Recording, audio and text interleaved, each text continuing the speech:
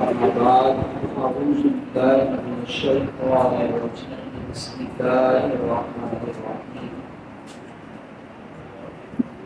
يا أيها الذين آمنوا إذا قمتم إلى الصلاة فاغسلوا وجوهكم وأيديكم إلى المرافق إلى آخر صدق الله العظيم. دو صلات کے بعد معزز محترم سامعین اسلاوات، ہم نے وضو کے فضائل و برکات کی سماعت کیے ہیں. وضو کا مکمل طریقہ اور ساتھ ہی ساتھ اس کے فرائض و ارکان، سنن و آداب سے متعلق گفتگو ہم مکمل طور سے سن چکے ہیں، کیونکہ ابھی وضو ہی سے متعلق گفتگو کا سلسلہ جاری ہے. آج کی اس بزم میں ہم وضو کے مقروحات سے متعلق ابتداءً گفتگو سنیں گے. یاد رکھیے، جہاں اللہ کے نبی صلی اللہ علیہ وسلم کے فرمان ذیشان کے مطابق وضو کی برکتیں ایک مسلمان کو حاصل ہوتی ہیں، یہ وہ شخص ہے جو وضو کے فرائض و ارکان اور سنن و آداب کا مکمل خیال رکھتا ہے. البتہ اگر کوئی شخص سنن و آداب میں کوئی کمی کر گیا اور فرائض و ارکان کی تکمیل کرتا ہے تو بہرحال اس کا وضو ہو جائے گا، نماز بھی ہو جائے گی، لیکن سنن و آداب کو ترک کرنے کی وجہ سے اس اجر و ثواب سے محروم رہے گا جو رسول پاک صلی اللہ علیہ وسلم کی سنتوں کو ادا کرنے سے مسلمان کو حاصل ہوگا. بزرگوں سے منقول ہے کہ ایک بزرگ وضو کے لیے بیٹھے اور وضو کرتے کرتے انہوں نے پاؤں دھو لیے اور پاؤں کی انگلیوں کا خلال کرنا ان کے ذہن سے اتر گیا. ذہن میں کوئی بات چل رہی ہوگی وضو کے دوران اور اسی ذہنی مصروفیت کے سبب وہ پاؤں کی انگلیوں کا خلال کرنا بھول گئے، اور جب وہ وضو کر کے آگے بڑھے تو انہیں یاد آیا کہ میں نے پاؤں کی انگلیوں کا خلال نہیں کیا. اس غم میں انہوں نے کئی دن روتے ہوئے گزار دیے کہ کل بروز قیامت جب میں اللہ کے نبی کی بارگاہ میں حاضر رہوں گا تو اس وقت کیا منہ دکھاؤں گا کہ میں آپ علیہ السلام کی سنت ادا کرنا بھول گیا. اندازہ لگائیے. حالانکہ ایک ہی مسئلہ یہ ہے کہ اگر کوئی شخص سنن و آداب میں کمی کر بھی جائے تو اس کا وضو مکمل ہوگا،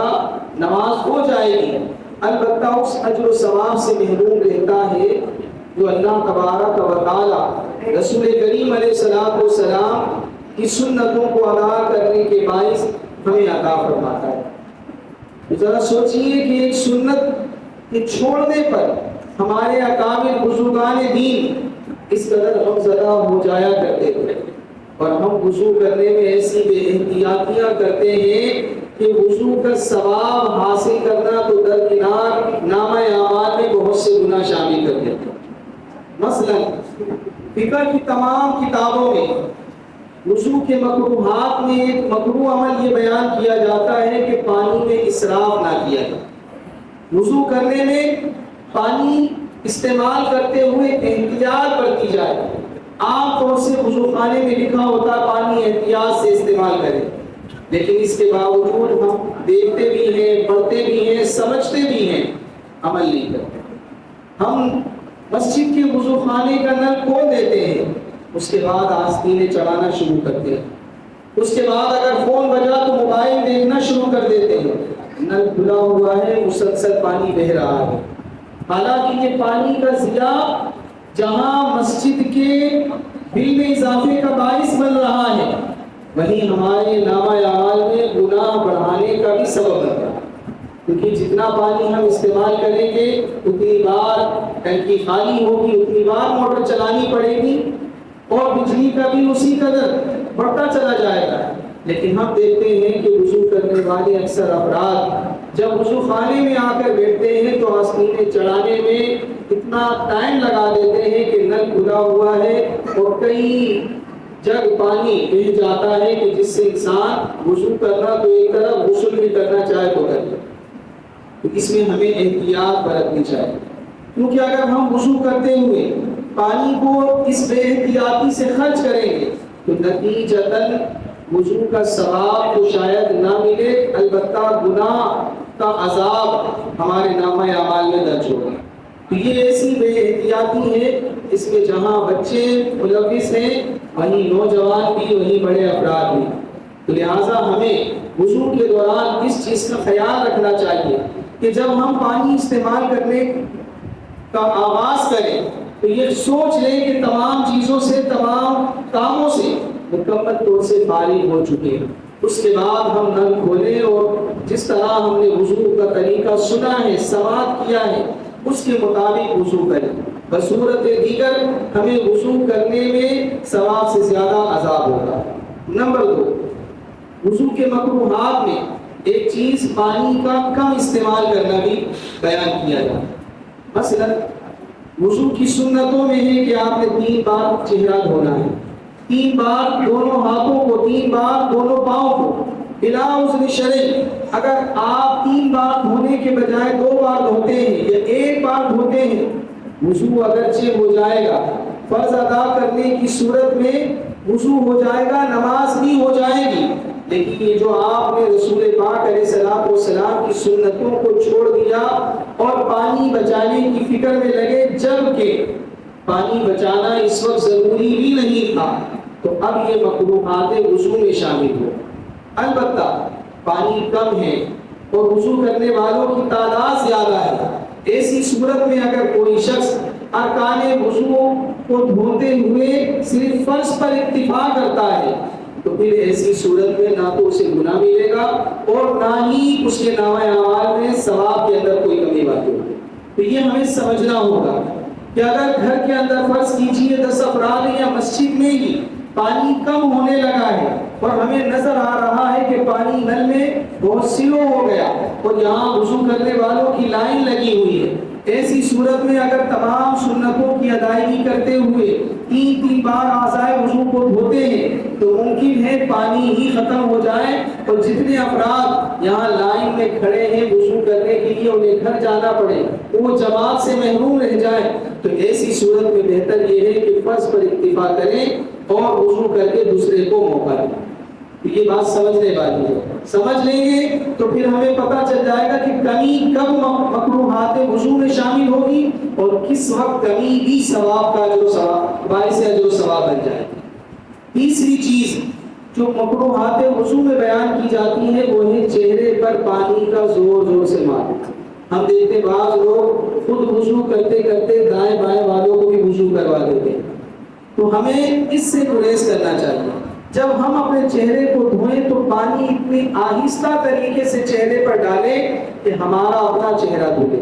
یہ نہ ہو کہ ہم پانی کو چلو میں لینے کے بعد زور سے منہ پر ماریں اور اس کے چھینٹے اڑ کر دائیں بائیں آس پاس وضو کرنے والوں پر جا پڑیں، یہ مناسب عمل نہیں ہے۔ مطلب ایک تو وضو کرنے والا جو ہمارے درمیان یا ہمارے پاس بیٹھا ہوا ہے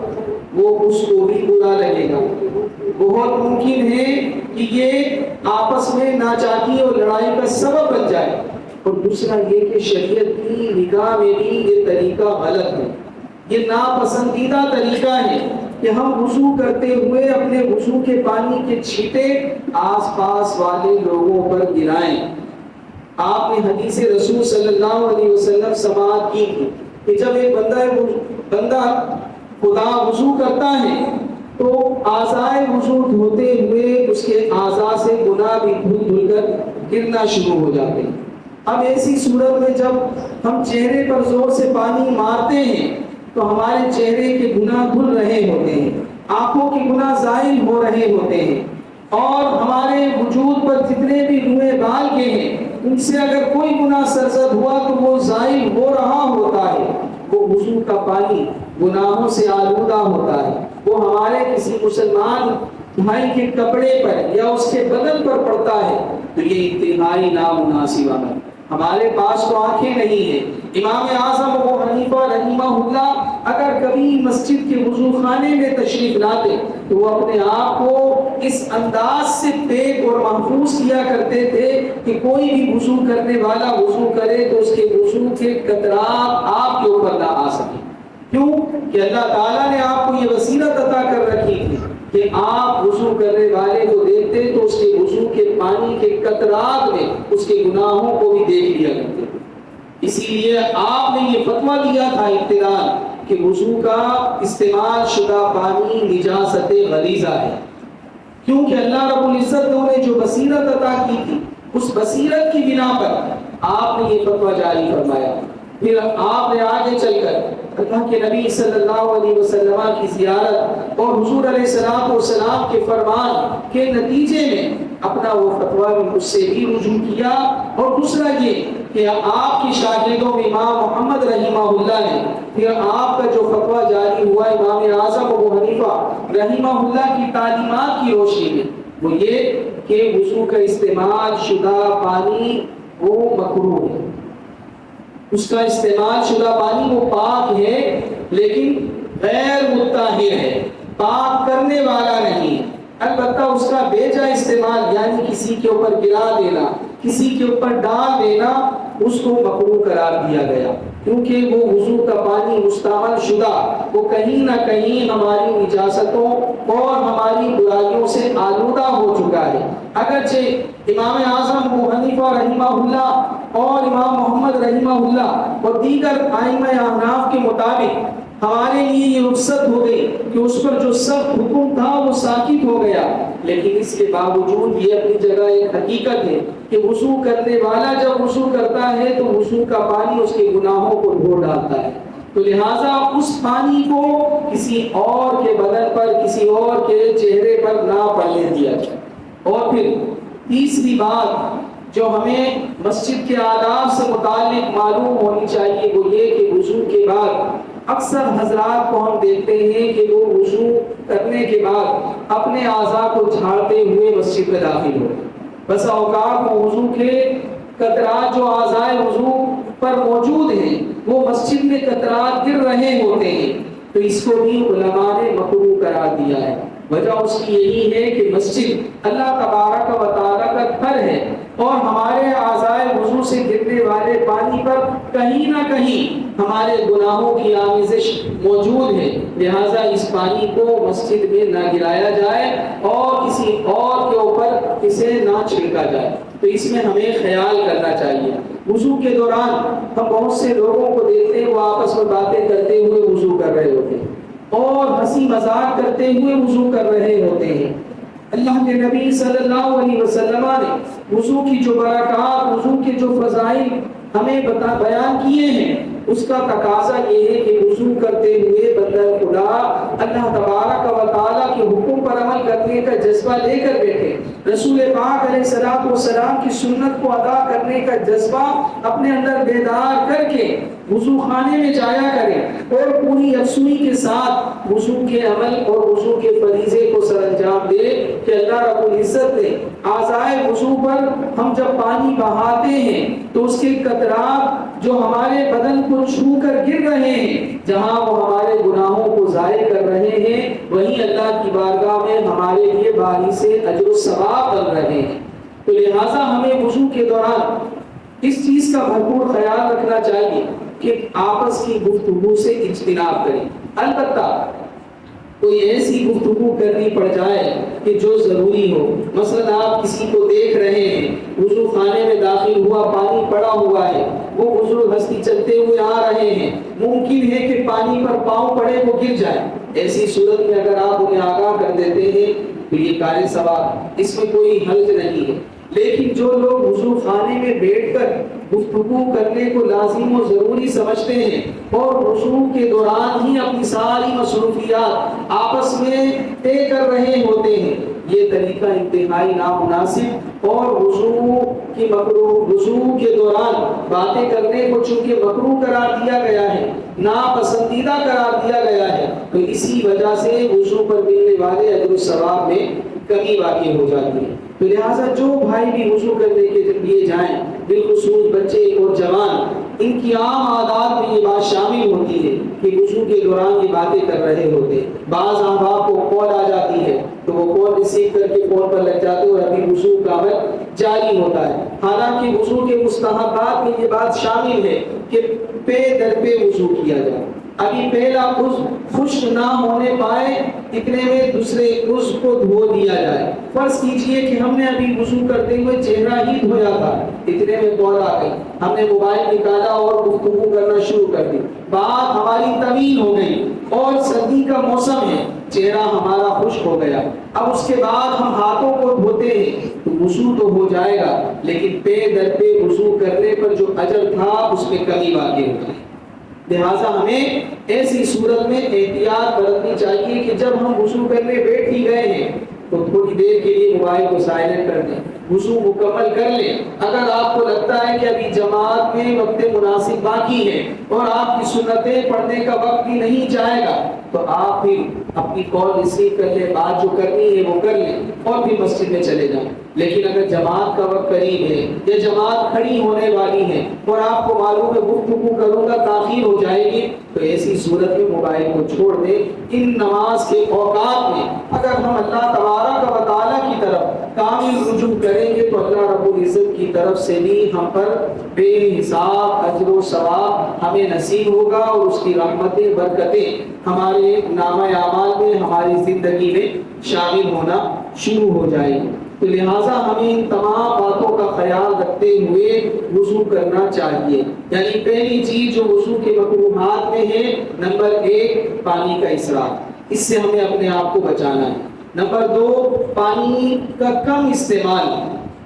یعنی اتنا کم استعمال جس میں ہم سنت بھی ادا نہ کر پائیں، یہ بھی مکروہ ہے۔ نمبر 3 چہرے پر پانی کا اس طرح مارنا کہ دائیں بائیں پانی اڑ کر لوگوں کے کپڑوں پر بدن پر گرے، یہ بھی مکروہ ہے۔ نمبر 4 وضو کے دوران گفتگو کرنا اور وہ دنیاوی گفتگو ہو خاص طور سے تو یہ ناپسندیدہ اور مکروہ عمل ہے۔ اسی طرح وضو کرتے ہوئے پے در پہ وضو کرنا چاہیے، یعنی پہلا عضو خشک ہونے میں جتنا وقت لگتا ہے اس سے پہلے دوسرا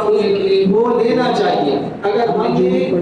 چہرہ دھونے کے بعد یا ہاتھ دھونے کے بعد اتنا وقفہ کیا کہ اگر سردی کا موسم ہوتا یا ہمارے سر کا پنکھا چل رہا ہوتا تو ہمارا پہلا عضو خشک ہو جائے گا۔ اسی صورت میں کرنے کی تیار ہیں اسے بھی جائیں گے اور اپنے اجر و ثواب میں انشاءاللہ العزیز اپنے رحمت سے پیدا کری۔ زبان سے کہنا منع ہے وہ جگہ اس میں بچنا مناسب نہیں۔ پانچویں چیز جو مسجد کے آداب سے تعلق رکھتی ہے کہ جب ہم وضو کر کے مسجد کی طرف بڑھیں تو کوشش کریں کہ رومال یا ٹیشو سے اپنے اعضائے وضو کو بالکل ہلکا ہلکا پہنچ لیں، اس طریقے سے کہ پانی ٹپکنا بند ہو جائے۔ البتہ اس طرح خشک کرنا کہ پورا ہی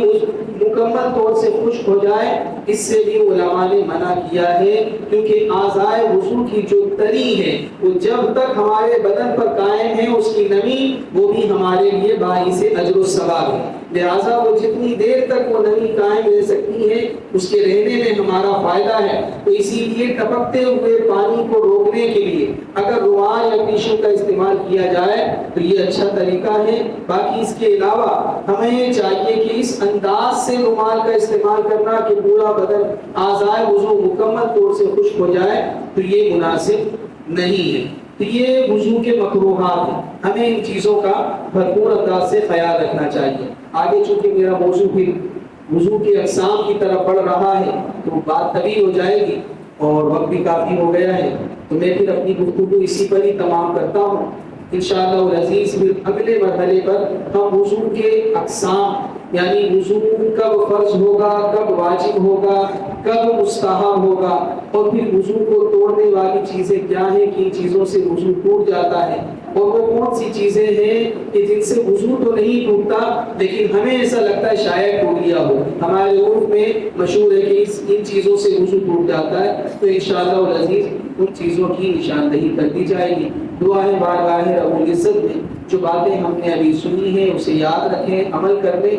اور دوسروں تک پہنچانے کی توفیق عطا فرمائے۔ آمین بجاہ النبی الکریم وما علیہ الا البلاغ۔